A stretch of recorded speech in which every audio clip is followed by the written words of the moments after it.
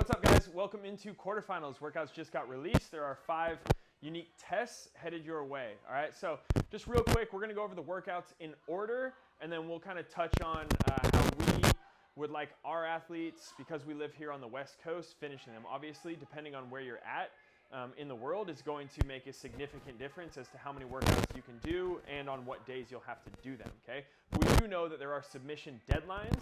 So the first submission deadline, we're gonna have workouts 1 and 2.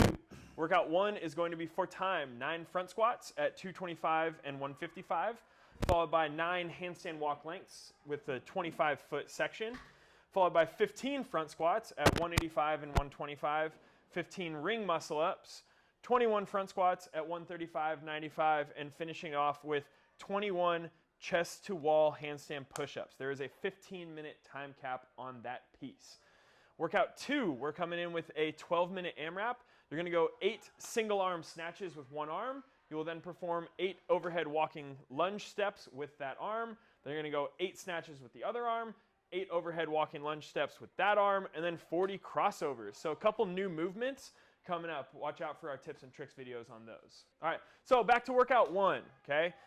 This is a gymnastics workout. Yes, there are front squats, but realistically, this weight is not too heavy to where any of you that are hoping to qualify for semifinals are gonna struggle with it, okay? So we're looking unbroken on those first front squats.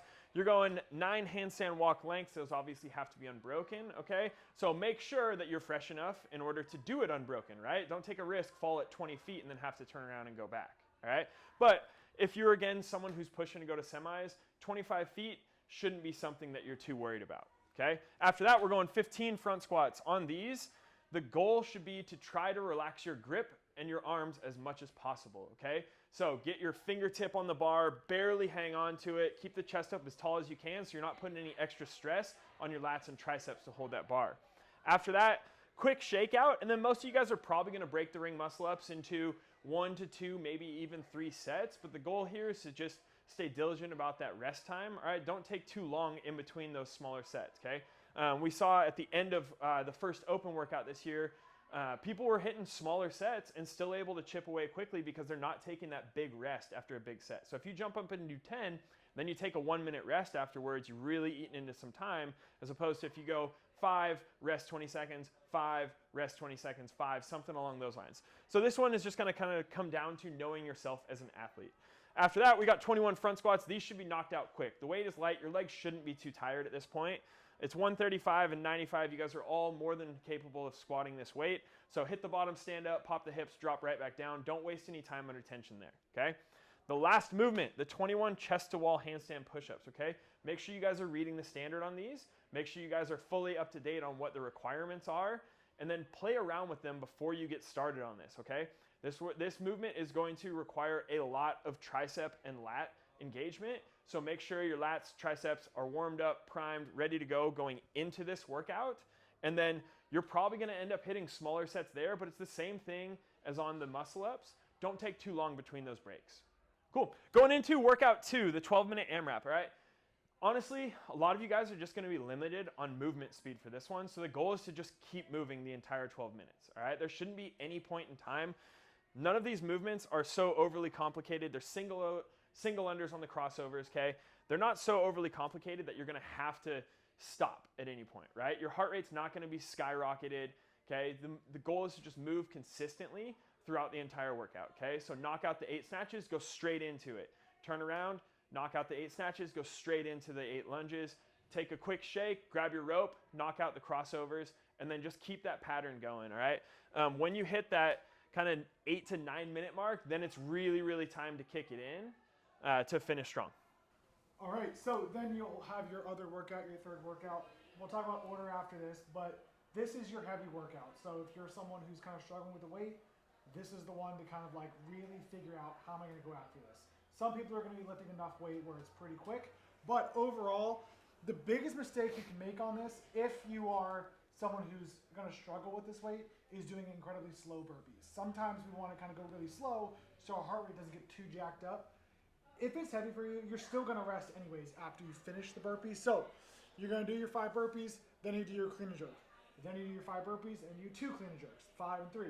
So it continues to go up, but don't suck up an extra 20 seconds doing your burpees if you're still going to rest. Now, if you're someone who's strong and you can manage as well, you can keep it fairly consistent, go to the bar, get it lifted. Don't push it early on to where you fail a rep, but on that last 4th and 5th rep, obviously don't fail. Push the limits, make it close, but obviously make it clean, make it count. Workout 4, 20-minute AMRAP, 1,000-meter row, 50 GHDs, 500-meter row, 25 VIPs. Obviously, VIPs are a new movement, but the meat of your workout is obviously these first 3 movements. That takes up a lot of time. So really, for here, just stay checked in. At no point can you be sprinting unless you're going to last like 30 seconds. But overall, your average pace is what's going to matter the most. So for you, figure out what you think you can maintain on the row. Obviously, this is close to a 5K time on a row for a lot of people, so it might be a good jumping off point for you to kind of figure out what intensity you can take this at. But cycle speed on the GHDs and overall, just maintaining a good pace on the row is where you want to be at. Then lastly, depending on if this is the last one you do or not, the 5th workout, the last one do, is going to be 21 deadlifts, 21 chest bars, 15 deadlifts, 15 chest bars, 9 deadlifts. Bar muscle ups. And then 9 rope climbs to finish. The weight gets heavier as you go through it. So, you can anticipate, you're going to start slowing down, especially on this 9 deadlifts and then 9 rope climbs, which is not going to be the world's fastest thing in the world. However, make sure that, again, on this workout as well, you don't overpace early on if that weight is heavy for you. I'm guessing for you, if the weight's heavy for you, you might be good at rope climbs. If the weight is light for you, maybe the rope climb's a little slower for you. But if you get there breathing hard for the rope climbs, that's not really going to tire you out too much. So for there, it's more figure out, do I need to break a set of bar muscle ups or something? Is that going to kind of kill me to where I can't do a deadlift or a rope climb? But there's a lot of opportunity to play into your strengths on this. There's a lot of movements. So identify your strengths and then make sure you actually lean into those. Don't shy away from going fast on the strength in order to hopefully minimize how hard one of these more difficult sections are for you. Going into order, all right? Obviously, we live on the West Coast, so our submission deadlines are at 12 o'clock our time, okay? For our athletes, what we're kind of projecting we're going to have them do is for athletes who this weight here is around 80% or even higher, we're going to have them knock this workout first, okay? Odds are, if that weight is that challenging for you, this isn't going to be such a taxing workout that you cannot follow it with something else, okay? So we're going to knock this one out first just when you're the most fresh to get some good attempts on those clean and jerks or to maximize what your time would be, okay? After that, we're going to follow it up with workout 1, okay? Take about an hour or so in between them. We'll knock out the front squat and gymnastics piece. Legs should already be pretty warm, should be feeling good, but you shouldn't be so fatigued from this one that it affects you going into this workout there. So that'll be our Thursday PM piece. Again, we'll start with this one for a lot of athletes, and then we'll finish with this one. Again, it's going to change based on where you're at in the world and what your strengths and weaknesses are, right? This is just our ideal situation of how we would play things out, okay? Then we'll come in tomorrow morning, and we're going to knock out workout 2. We don't think that anyone is going to be so overly fatigued from this one, A, and B, it's a good morning workout to do, right? We definitely don't want to be lifting heavy in the morning.